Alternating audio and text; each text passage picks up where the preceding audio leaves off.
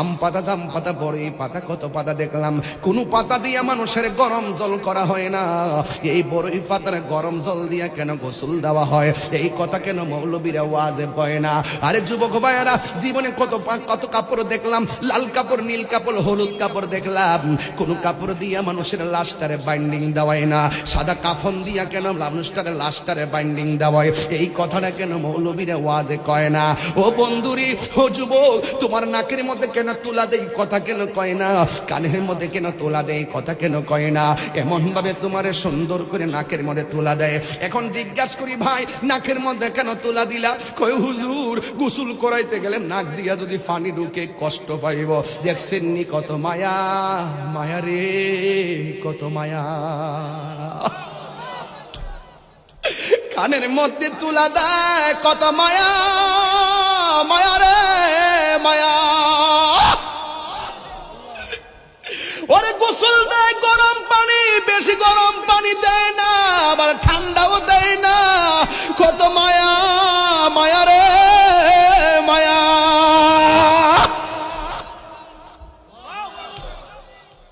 এমন ভাবে তোমারে কসকো সাবান দিয়া কত সুন্দর করে গোসল দেয়, কত মায়া। খিলাল দিয়া নখ গুলারে পরিষ্কার করে দেয়, কত মায়া। তোমার দাড়ি গুলা খিলাল করে দেয়, কত মায়া। আবার গোসলখানায় গেলে তোমারে বসায়, পেটের মধ্যে চাপ দিয়া পায়খানা বের হইলে গামছা দিয়া টিস্যু দিয়ে পরিষ্কার করে দেয়, কত মায়া, মায়া রে মায়া। জীবনে পায়খানা দেখলে নাকের মধ্যে হাত দিয়া ধরে, আর গোসলখানায় গেলে পায়খানা বের হলে ওই টিস্যু দিয়ে পায়খানা পরিষ্কার করে দেয়, কত মায়া। আতর লুবান গরম জল দিয়া কি সুন্দর করে গোসল দেওয়ায়া, উজু টুজু করায়া, কত সুন্দর কইরা, কত সুন্দর কইরা আমার শেষ গোসলটা দেয়, কত মায়া।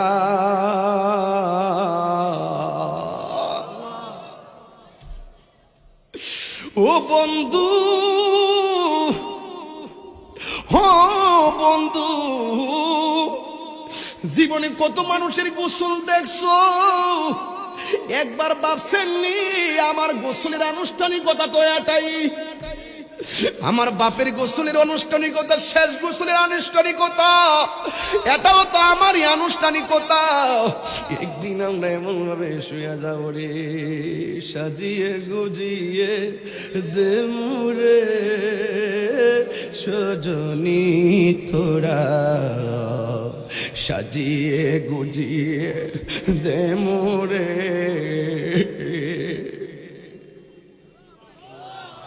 বড়ই পাতা গরম জলে শুয়ায়া মশারির তোলে, বড়ই পাতা গরম জলে